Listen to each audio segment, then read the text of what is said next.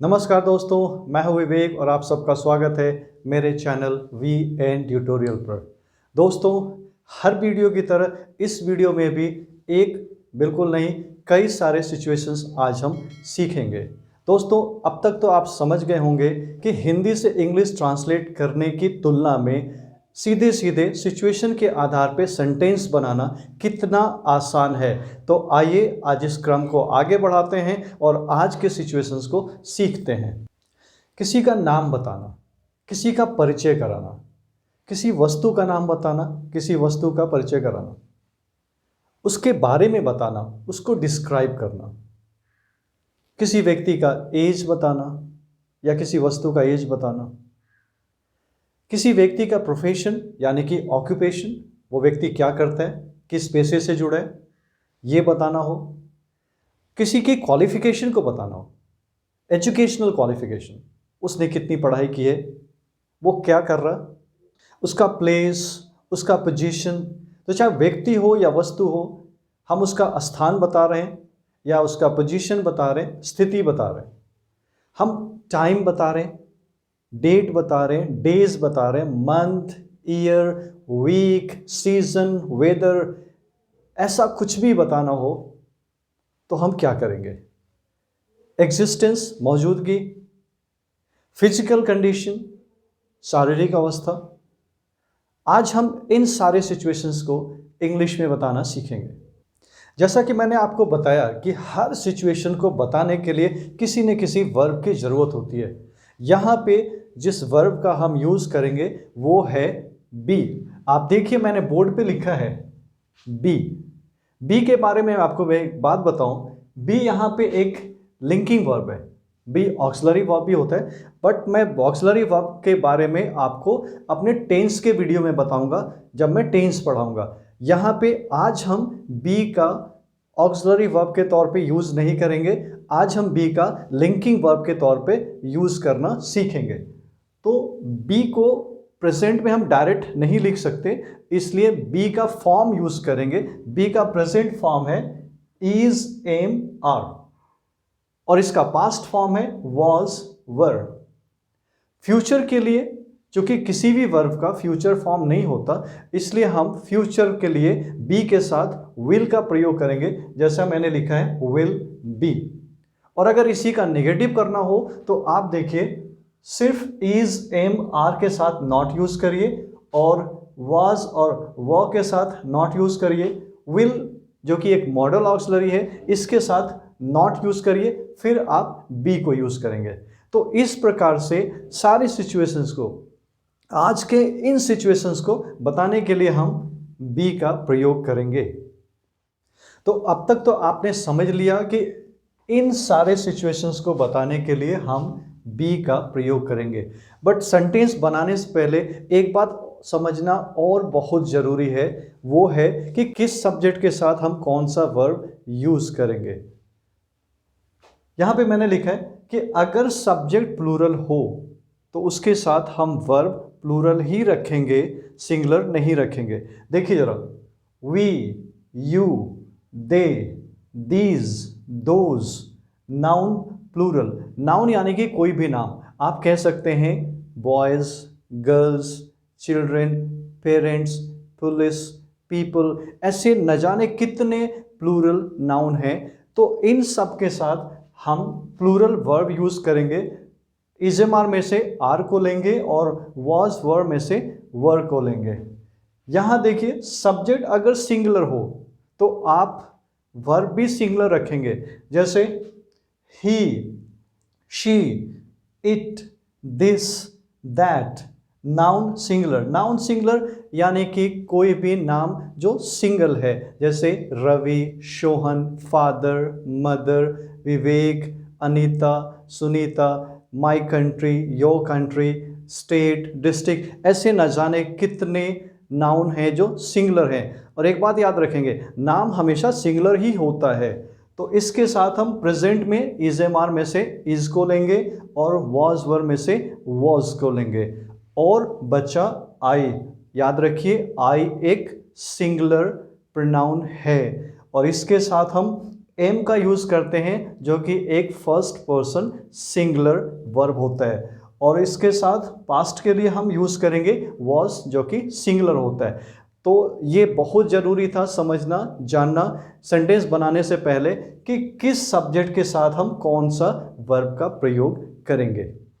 तो आइए हर सिचुएशंस को बारी बारी से एग्जाम्पल्स की मदद से समझते हैं, और सिर्फ समझते नहीं, प्रैक्टिस भी करते हैं। आप मेरे साथ प्रैक्टिस करिए, और प्रैक्टिस के लिए आपको किसी पेन और नोटबुक की ज़रूरत नहीं है। आप सिर्फ सुनिए और उसको डायरेक्ट बोलने की कोशिश करिए। देखिए जरा, पहला सिचुएशन जैसे नेम ऑफ समबडी समथिंग, इसको बताने के लिए जैसे मैंने लिखा है अपना नाम बताना है, तो अपने लिए आई यूज़ किया, और आई के साथ हमने यूज़ किया एम। आई एम विवेक। आप मेरे हाथ में देखिए, आपको ये दिख रहा है ये क्या है? ये एक मार्कर है। तो आप देख रहे हैं, इसको हिंदी से इंग्लिश करने की बिल्कुल ज़रूरत नहीं, आप सीधे सीधे इसके लिखिए दिस इज़ अ मार्कर। आप ये कर सकते हैं। आप देखिए ज़रा, ये है डस्टर। आपको फिर से हिंदी नहीं करना है, आप सीधे कहिए इसके लिए दिस, और दिस के साथ आप देख सकते हैं क्या लगाया आपने, इज प्रेजेंट में, दिस इज अ डस्टर। ये देखिए, आप देख सकते हैं ये है एक डिक्शनरी। आपको दिख रहा, हिंदी से इंग्लिश करने की कोई ज़रूरत नहीं, आप सीधे सीधे कहिए दिस, उसके साथ is a dictionary, this is a dictionary. इसके अलावा आप अगर किसी व्यक्ति का परिचय करा रहे हैं, किसी के साथ आप परिचय करा रहे हैं, तो आप उसको कहिए, जैसे यहाँ पे अगर मेरा कोई दोस्त है और मैं आपसे अपने दोस्त का परिचय करा रहा हूँ, तो मैं कहूँगा this is my friend Ranjit, Sunil, Anil, जो भी नाम है हम उसको बता सकते हैं। तो मैंने लिखा यहाँ पे this is my friend Ranjit. अब किसी जगह का नाम बताना है, वो कोई भी जगह हो, जैसे अगर मैं गांव में रहता हूं, मैं शहर में रहता हूं, तो अपने शहर, अपने गांव का नाम बताना है। जैसे मैंने लिखा है माई सिटी इज़ वाराणसी, मैं वाराणसी का रहने वाला हूं, मैं वाराणसी में रहता हूं, तो मेरे सिटी का नाम वाराणसी है, तो मैंने कहा माई सिटी इज़ वाराणसी। आप देखिए मैंने यहाँ पे लिखा है my favourite film is Sholay, मैंने अपनी फेवरेट मूवी का नाम बता रहा है, तो मैंने कहा my favourite film is Sholay. आप यहाँ पे इसको चेंज कर सकते हैं, इसको चेंज कर दीजिए, आप अपने सारी फेवरेट चीज़ों के नाम बता डालिए। जैसे माई फेवरेट सॉन्ग इज़ ए मेरे वतन के लोगों, my favourite singer is Kishore Kumar, Lata Mangeshkar, my favourite colour is white, my favourite dialogue is तेरा नाम क्या है बसंती। इस तरीके से आप हर तरह के सेंटेंस बना सकते हैं। आप माई सिटी, यहाँ पे आप देखिए इस जगह पे आप वर्ड को चेंज कर लीजिए और इसको चेंज कर लीजिए। आप कह सकते हैं my friend is Rahul, my district is Varanasi, my state is Uttar Pradesh, my country is India, my language is Hindi, my language is English. इस तरीके से आप अनगिनत सेंटेंसेस बना सकते हैं, सिर्फ नाम बताने के लिए, पहचान बताने के लिए। तो आपने देखा, नाम बताने के लिए, परिचय कराने के लिए हम इस प्रकार से एग्जाम्पल्स बोल सकते हैं, सेंटेंस बना सकते हैं। आगे बढ़ते हैं, देखते हैं डिस्क्राइबिंग समबडी और समथिंग, किसी व्यक्ति या वस्तु के बारे में बताना, उसके बारे में जानकारी देना। अब आप देखिए, इसका नाम मैंने पहले ही बता दिया, अब इसके बारे में बता रहा हूँ, मैं इसको डिस्क्राइब कर रहा हूँ। आप देखिए ये कैसे मोटा है, तो मोटा को आप इंग्लिश में बोलते हैं थिक, तो आप कह सकते हैं इट इज़ थिक। आप देख लीजिए, मैं महसूस कर सकता हूँ, शायद आप भी महसूस कर पा रहे होंगे कि ये वेट में काफ़ी ज़्यादा है, यानी कि हैवी है, तो हम कह सकते हैं इट इज़ हैवी।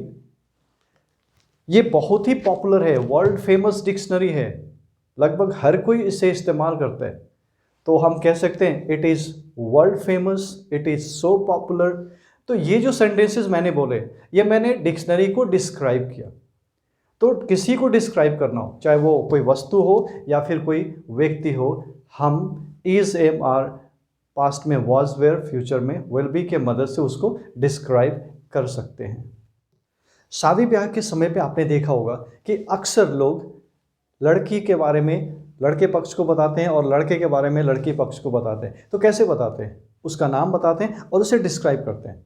जैसे कोई लड़की है, उसका नाम सुनीता है, तो कहते हैं द गर्ल इज सुनीता या दिस इज सुनीता। फोटो दिखा रहे हैं, बोल रहे हैं दिस इज सुनीता, और उसके बारे में बता रहे हैं she is brilliant, she is tall, she is beautiful, she is gorgeous, she is intelligent, she is hard working, she is obedient. यानी कि इस प्रकार से लड़की के बारे में बताने वाला उस लड़की को डिस्क्राइब करता है उसके नाम के साथ।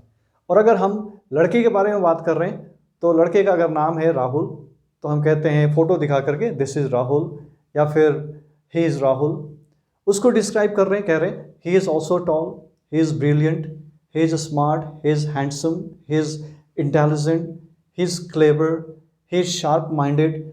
तो इस प्रकार से उस लड़के के बारे में बताने वाला व्यक्ति उसका नाम बताता है और उसको डिस्क्राइब करता है। तो इस प्रकार से हम किसी भी व्यक्ति को उसका नाम बता सकते हैं, उसका परिचय करा सकते हैं और उसके बारे में जानकारी दे सकते हैं, उसकी व्याख्या कर सकते हैं कि वो व्यक्ति कैसा है या फिर वो वस्तु कैसी है। आप एक एग्जाम्पल देखिए, मैंने लिखा है बोर्ड पे ताजमहल के बारे में, the Taj Mahal is world famous. यानी कि यहाँ पे मैंने इस सेंटेंस में ताजमहल के बारे में बताया कि ताजमहल कैसा है, वो वर्ल्ड फेमस है, यानी the Taj Mahal is world famous. अब आगे बढ़ते हैं और देखते हैं कि हमें अगर किसी का एज बताना हो यानी कि उम्र बतानी हो तो हम कैसे उम्र बताएंगे। सब्जेक्ट वही रहेगा, वर्ब वही रहेगा, सिर्फ आपको कॉम्प्लीमेंट की जगह पे वर्ड्स को बदलते रहने। अब अगर मैं अपना एज बताऊं तो फिर से मैं अपने लिए आई कहूँगा और एज बताने के लिए मैं यूज़ करूँगा एम का, आई एम 45। अगर मैं अपने प्रधानमंत्री प्राइम मिनिस्टर की बात करूं तो my prime minister is near about 70। Exact मुझे पता नहीं है कि वो कितने साल के हैं, तो हम यहाँ पे नियर अबाउट का यूज़ कर सकते हैं या फिर अबाउट का यूज़ कर सकते हैं, अराउंड का यूज़ कर सकते हैं, सम का यूज़ कर सकते हैं, अप्रॉक्स का यूज़ कर सकते हैं। इस प्रकार से बहुत सारे वर्ड हैं जो हम यूज़ कर सकते हैं ये बताने के लिए कि वो लगभग में है, वो एग्जैक्ट नहीं है। तो यहाँ पे हम देखते हैं आपके घर में फैमिली मेम्बर्स हैं, आप उन सब का एज बता सकते हैं, आप खुद का एज बता सकते हैं। मेरे हाथ में जो मार्कर है इसका भी एज बता सकते हैं, जैसे this marker is 2 months old, this white board is 1 year old, my shirt is 1 month old. इस प्रकार से हम बता सकते हैं। एक बात मैं आपको बताना चाहूँ कि जब आप किसी व्यक्ति का एज बताएंगे तो ईयर्स ओल्ड बोलना कोई ज़रूरी नहीं है। ये एक ओल्ड फैशन है आज के समय में, ना तो ये लिखने में यूज़ होता है और ना ही ये बोलने में। मगर आपने अगर बोल भी दिया या लिख भी दिया तो वो गलत बिल्कुल नहीं है, आप कर सकते हैं। तो फिर से देखते हैं, एज बताते हैं। माई फादर इज़ 45। अगर आपके फादर का एज 45 है तो आप कहिए माई फादर इज़ 45। अगर आपकी मदर का एज 40 है तो आप कहिए माई मदर इज़ 40। अगर आपका एज 10 है तो आप कहिए माई एज इज़ 10 या फिर आप कहिए आई एम 10 या 10 years ओल्ड। इस प्रकार से आप किसी का एज बता सकते हैं। तो एज के बाद अब हम आगे बढ़ते हैं और देखते हैं हम किसी व्यक्ति का क्वालिफिकेशन या प्रोफेशन। क्वालिफिकेशन मतलब उसका एजुकेशन, वो कितना पढ़ा लिखा है, उसके एजुकेशन के बारे में। प्रोफेशन यानी कि उसका ऑक्यूपेशन, वो किस पेशे से जुड़ा है, वो कौन सा काम करता है। जैसे मैं पढ़ाने का काम करता हूँ तो मैं खुद को कह सकता हूँ आई एम अ टीचर। अगर आप एक स्टूडेंट हैं, आप पढ़ने का काम करते हैं तो आप कहिए आई एम अ स्टूडेंट। अगर आपके फादर सर्विसमैन हैं तो आप कहिए my father is a serviceman. अगर आपके पिता फार्मर हैं तो आप कहिए my father is a farmer. Amitabh Bachchan ji एक एक्टर हैं, अभिनेता हैं, तो आप उनके लिए कह सकते हैं Amitabh Bachchan is an actor. Sonu Nigam एक सिंगर हैं, आप उनके लिए कह सकते हैं Sonu Nigam is a singer. आप इस प्रकार से किसी व्यक्ति का प्रोफेशन, ऑक्यूपेशन बता सकते हैं। अब देखिए ज़रा, मैंने लिखा है I am a post graduate, मैंने अपने बारे में लिखा है I am a post graduate. ये है मेरा क्वालिफिकेशन, ये मैं बोल चुका हूँ। आई एम अ टीचर, यानी कि मैं बताया कि मैं किस प्रोफेशन से जुड़ा हूँ, मैं क्या करता हूँ। आप किसी का क्वालिफिकेशन बता सकते हैं, जैसे अगर आप अपने दोस्त के बारे में कहते हैं my friend is intermediate, my sister is graduate, my brother is a post graduate, my father is a PhD। आप इस प्रकार से किसी का educational qualification is am are, past में वॉज वेयर, फ्यूचर में विल बी के मदद से बता सकते हैं। तो इसके आगे चलते हैं और देखते हैं अपना अगला सिचुएशन। अगला है प्लेस और पोजीशन। किसी व्यक्ति का या वस्तु का हमें प्लेस या पोजीशन, प्लेस यानी स्थान, पोजीशन यानी कि स्थिति, हमें प्लेस या पोजीशन बताना है। जैसे देखिए मैंने लिखा है I am in the class, इस वक्त मैं क्लास में हूँ, तो मैं अपने लिए कह रहा हूँ I am in the class. The Qutub Minar is in Delhi, the Taj Mahal is in Agra, the book is on the table, my mother is in the kitchen. इस प्रकार से हम प्लेस और पोजीशन बनाने के लिए सेंटेंसेस बना सकते हैं। आई होप ये एग्जाम्पल्स आपको समझ में आए होंगे और आप प्रैक्टिस भी करते रहिए। आगे बढ़ते हैं, देखते हैं कि अगर हमें टाइम बताना हो, डेट, डेज यानी कि दिन, month, year, season, weather, festival, shape and size, shape and size यानी कि आकार प्रकार, हाइट यानी कि ऊंचाई, वेट यानी उसका वजन, इन सब के लिए हम वही वर्ब यूज़ करेंगे जो अभी तक यूज़ करते आए हैं इस लेसन में। अब जैसे टाइम बताना है, मैं जो ये वीडियो शूट कर रहा हूँ ये सुबह के 8 बजे हैं, तो मैं यहाँ पे लिखूँगा इट इज़ 8 AM। AM और PM आप जानते हैं, और अगर आप नहीं जानते तो मैं आपको ये बता दूं कि AM रात 12 बजे से दोपहर के 12 बजे तक AM का वक्त होता है, और दोपहर 12 बजे से रात 12 बजे तक PM का वक्त होता है। तो ये मॉर्निंग का वक्त है, तो इसलिए मैं कहूँगा AM। तो अभी 8 बजे, हिंदी में आप कहते हैं अभी 8 बजे, तो इट इज़ 8 AM। अब कल शुक्रवार था, तो मैं कहूँगा इट वॉज फ्राइडे यस्टरडे। मैं कहूँ मेरा जन्मदिन 26 जनवरी को है, तो माई बर्थडे इज ऑन 26 जनवरी। आप देखिए डेट, डेज, आज दिन कौन सा है, मान लीजिए आज सैटरडे है, तो आप कहिए it is Saturday today. Month कौन सा है ये, तो ये जुलाई का मंथ चल रहा है, तो हम कहेंगे इट इज जुलाई। ईयर कौन सा चल रहा, ये 2020 है, 2020, तो हम कहेंगे इट इज 2020 या फिर इट इज 2020। सीजन कौन सा चल रहा, भाई बरसात का मौसम है, रेनी सीजन चल रहा, तो कहेंगे it is rainy season. Weather, weather तो आप समझ सकते हैं, आज बहुत ही गर्म है, तो हम कहेंगे it is hot weather today या फिर it is hot. Festival, festival suppose आज रक्षाबंधन है, तो आप कहिए it is Rakshabandhan today. Shape and size, आप देखिए ये बोर्ड आपको दिख रहा, it is big, it is wide, it is long. इस प्रकार से किसी भी चीज़ का आप शेप और साइज बता सकते हैं, हाइट बता सकते हैं, वेट। इसको मैंने उठाया है, मुझे पता है कि ये काफ़ी हैवी है, तो हम कह सकते हैं इट इज़ वेरी हैवी।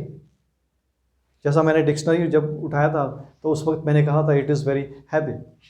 तो इस प्रकार से इन सब को बताने के लिए हम इज एम आर का प्रयोग करेंगे। वेल, तो आगे बढ़ते हैं और देखते हैं अपना अगला सिचुएशंस। अगला है फिजिकल कंडीशन, यानी कि शारीरिक अवस्था। फिजिकल कंडीशन बताने के लिए मैं कह सकता हूँ, जैसे मुझे भूख लगी है तो मैं कह सकता हूँ आई एम हंग्री। मुझे प्यास लगी है, मैं कह सकता हूँ आई एम थर्स्टी। एक प्यासा कौवा था, द क्रो वॉज थर्स्टी। वह भूखा था, ही वॉज हंग्री। आपको भूख लगी है, आप कहिए आई एम हंग्री। मैं काफ़ी व्यस्त हूँ, आई एम बिजी। आप बहुत लकी हैं, यू आर वेरी लकी। इस प्रकार से हम अपने फिजिकल कंडीशंस को बता सकते हैं। तो एक बात यहाँ पे ध्यान रखना है कि हम हमेशा इस कंडीशन में, फिजिकल कंडीशन बताने के लिए हम एडजेक्टिव का प्रयोग करेंगे। इस एडजेक्टिव के साथ हम फिजिकल कंडीशन के लिए किसी को मना करने के लिए डोंट का भी प्रयोग कर सकते हैं। हम कह सकते हैं डोंट बी सिली, बेवकूफ मत बनो, डोंट बी स्टूपिड। यहाँ पे आप वर्ड्स को चेंज कर सकते हैं। इसके अलावा जैसे आप कह सकते हैं, आप अक्सर बोलचाल में कहते हैं don't be smart, don't be over smart. तो इस प्रकार से आप किसी को मना कर सकते हैं। तो बी के साथ हम डोंट का प्रयोग करके सेंटेंसेस बना सकते हैं। आप तो आगे बढ़ते हैं अपने आखिरी सिचुएशंस की तरफ, वो है एग्जिस्टेंस, यानी कि मौजूदगी। मैंने यहाँ पे देर का यूज़ किया, there are 365 days in a year. इस देर के बारे में मैंने अपने एक special video advance use of there में विस्तार से बताया है। यहाँ पे मैंने एक एग्जांपल दिखा है। इसके बारे में विस्तार से जानने के लिए आप मेरा पिछला वीडियो एडवांस यूज़ ऑफ देर देख लें, वहाँ पे आपको सब कुछ इसके बारे में समझ में आ जाएगा। तो आज आपने सीखा बी, जो कि एक लिंकिंग वर्ब है, और इसकी मदद से हम इस प्रकार के हर एक सिचुएशंस को इंग्लिश में लिख सकते हैं और बोल सकते हैं। दोस्तों, एक बात मैं आप सबसे कहना चाहूँगा कि ये जो लेसन आज आपने सीखा है, आप में से बहुत लोग इसको जानते होंगे, कुछ लोग नहीं भी जानते होंगे, मगर इस वीडियो का मेरा एक ही मकसद है कि बी का सही प्रयोग करना आपको सिखाना, आपको बताना। तो मैं उम्मीद करता हूं कि आपने वो सारे सही प्रयोग सीख लिए होंगे। एक बात और, सुन के समझना, पढ़ के समझना ये एक और बात होती है, लेकिन कॉन्फिडेंस के साथ बोलना ये दूसरी बात होती है। तो आप प्रैक्टिस करिए ताकि आप कॉन्फिडेंस को इम्प्रूव कर सकें, अपनी फ्लुएंसी को इम्प्रूव कर सकें और एक अच्छा इंग्लिश स्पीकर बन सकें। तो दोस्तों, आज का यह लेसन हम यहीं समाप्त करते हैं। I hope you understand it properly. आज का यह लेसन आपको कैसा लगा, यह हमारे कमेंट बॉक्स में जाकर आप लिखकर ज़रूर बताएं, अपने लोगों के साथ शेयर करें और खूब सारा प्रैक्टिस करें। तो मिलते हैं अपने अगले वीडियो में। Thank you, bye.